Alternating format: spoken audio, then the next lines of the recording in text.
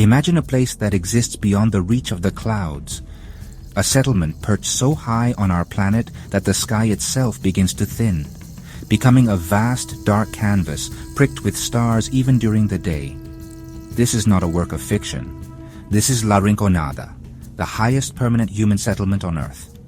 It clings to the side of a mountain in the Peruvian Andes, more than 3 miles above the sea. Here, the air is a constant, invisible pressure, a reminder that human life was never meant to flourish in such an unforgiving altitude, a place closer to space than to the comfort of the world below. The town itself is a paradox, a testament to human endurance and desperation. It is a place forgotten by maps and ignored by governments, a lawless frontier in the sky. There are no paved roads leading to La Rinconada. There are no sanitation systems, no running water piped into the makeshift homes. It is a city built from necessity and salvaged materials, a chaotic labyrinth of corrugated tin shacks that shiver in the perpetual cold. Life here is raw, stripped down to its most essential elements, survival, and the glimmering promise of a fortune buried deep within the frozen rock. Above this sprawling, struggling town, the glacier of Mount Ananea gleams like a sleeping giant. The locals call it the Sleeping Beauty. They say the mountain is alive, that it watches the people who have come to tear wealth from its belly. The very ground is poisoned, saturated with the mercury used to extract gold, and yet thousands continue to arrive. They come seeking a dream of gold, a whisper of salvation that echoes louder than the warnings of their own bodies, which scream for the thicker air of the valleys far, far below. What force could possibly compel people to build their lives in such a hostile environment? It is a question that hangs in the thin, frigid air. This is a place where trees cannot grow, where the hardiest of plants wither and die. And yet a town of 50,000 souls endures, its lights a faint constellation against the immense darkness of the Andean night. La Rinconada is a story of human limits pushed to their absolute breaking point, a mystery suspended between the heavens and the earth, waiting to be understood.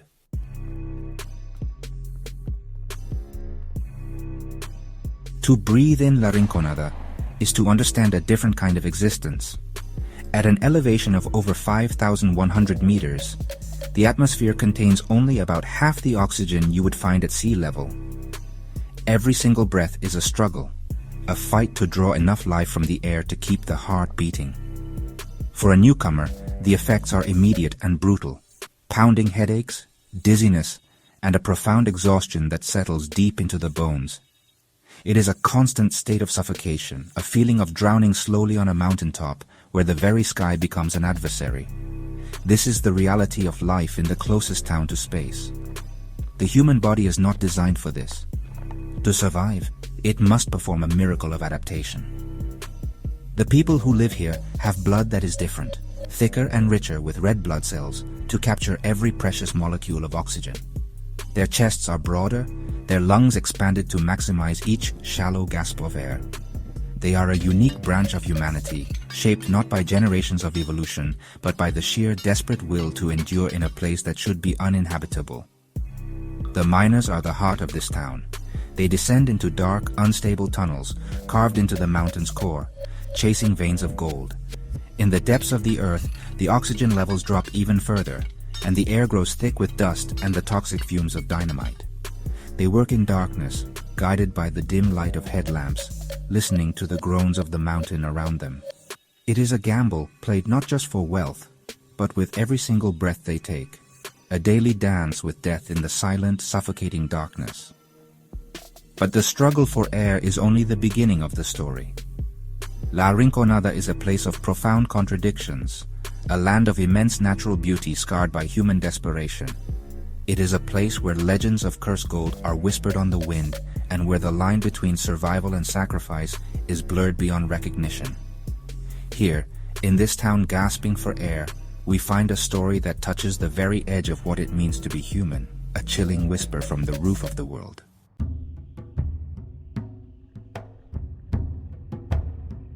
They call this place La Rinconada, the devil's paradise. Here the promise of gold lures thousands up the icy, treacherous slopes. The The paradise is the gold, shimmering in the mountain's heart. The devil is the price.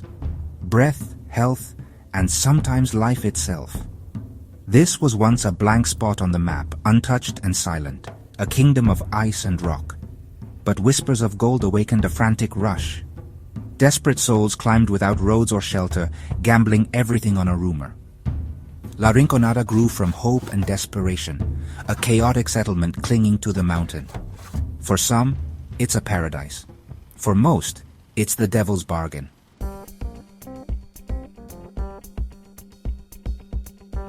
Looming over La Rinconada is Mount Ananea, a glacier the locals call La Bella Durmiente, the Sleeping Beauty. From certain angles, her snow-covered ridges resemble a woman in eternal slumber. She is the guardian of the land, but her treasures come with a curse. Legend says the mountain is jealous. No woman may touch her gold or disaster will follow. Women are forbidden from entering the mines, a taboo deeply rooted in local belief. Before work, miners leave offerings, coca leaves, pisco, candies, hoping for protection and luck. Here, gold is more than a prize. It's a gift from a fickle goddess, shadowed by her ancient curse.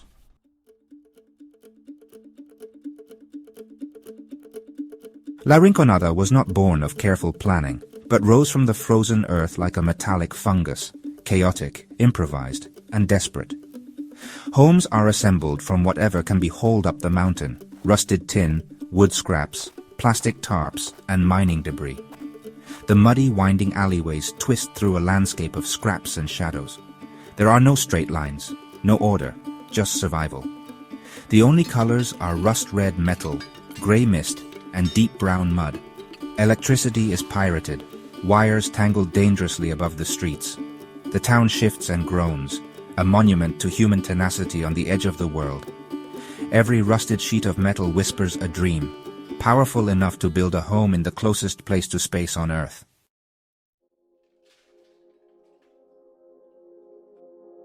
Science offers a stark diagnosis for life at this altitude. At over 5,000 meters, the air is hostile to the human body. Each breath delivers only half the oxygen our cells need. For most, this triggers severe altitude sickness. The brain swells, lungs fill with fluid, and the body begins to shut down. Biologically, this is not a place for permanent human settlement. Yet in La Rinconada, life persists. Children play, elders endure, and miners work deep within the mountain. Their bodies adapt, producing more red blood cells, thickening their blood and straining their hearts. They live on a biological knife's edge, a testament to human resilience. Remade by the mountain, their bodies are rewritten by the struggle for every breath.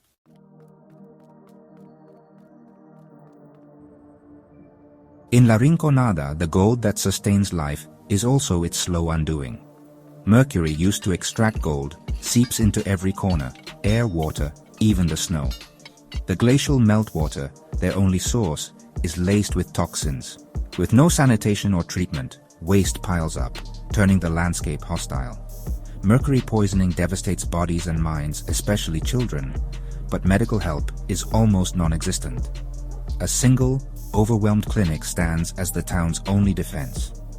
The gold that promises escape from poverty is the very thing destroying the community. Every gram extracted comes at the cost of poisoned earth and broken lives. The people are trapped. The dream of gold is also their curse. Here, the earth is not just frozen, it's permanently poisoned.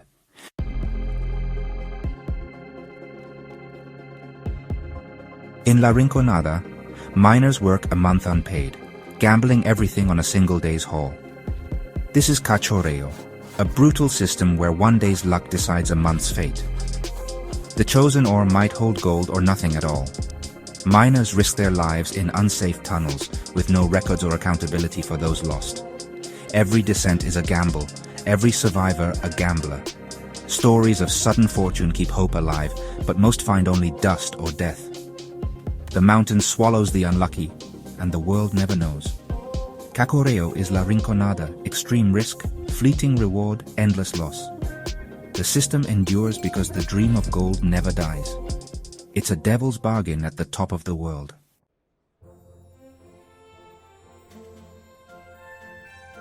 Deep in the mines, reason gives way to ancient superstition.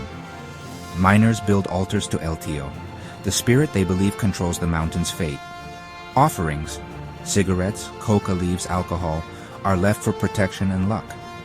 Oxygen is scarce, bodies rebel, and minds blur the line between reality and myth. Despite exhaustion and danger, the digging never stops. Each descent is both labor and ritual, a plea for survival. The miners are supplicants in a dark underground temple. Every swing of the pickaxe is a prayer to the mountain's hidden powers. In the deep, every breath is a negotiation with fate.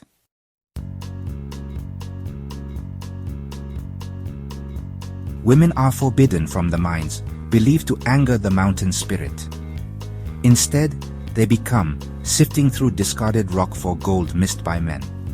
Their work is relentless, bare hands in icy rubble, searching for crumbs of fortune. Children join them, learning to spot gold from a young age. This is their inheritance, survival on the mountain's margins. The curse keeps them from the tunnels, but not from hardship. They glean value from what's thrown away, their labor a quiet defiance. On the periphery, they sustain families with what little the mountain leaves behind. They cannot touch the heart of the mountain, so they sift through its bones.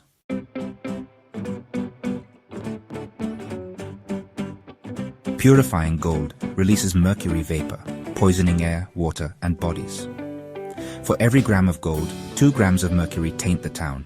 The true cost is measured in illness, not riches.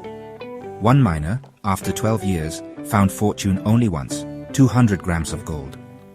That fleeting luck keeps hope alive, but he dreams of escape for his children. The real prize is not gold, but a way out of La Rinconada. The gold extracted is for their future, not his own. Here, the ultimate goal is to leave the poisoned mountain behind.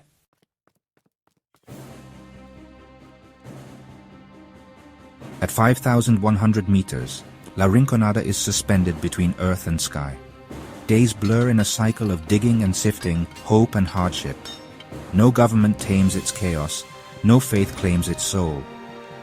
People stay, bound by hope and desperation, believing fortune can outshine fate. The mountain, the sleeping beauty, watches in silence, source of dreams and suffering. Her icy presence is a constant reminder of the town's fragile existence. The people endure, chasing the next lucky haul, clinging to the dream of reward. La Rinconada persists where logic says it shouldn't, a testament to human will. The mountain holds their fate, indifferent and eternal. One day, all the gold will return to her, and the town will vanish into legend.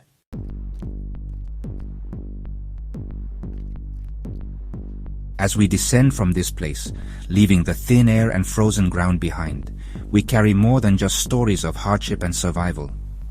La Rinconada is a mirror reflecting our world's obsessions with wealth and the relentless exploitation of nature. The gold torn from this mountain enters our lives, detached from the immense human and environmental cost of its origin. The story of La Rinconada forces us to confront the hidden price of the materials we take for granted. Are the people here victims of a merciless system, or architects of their own destiny?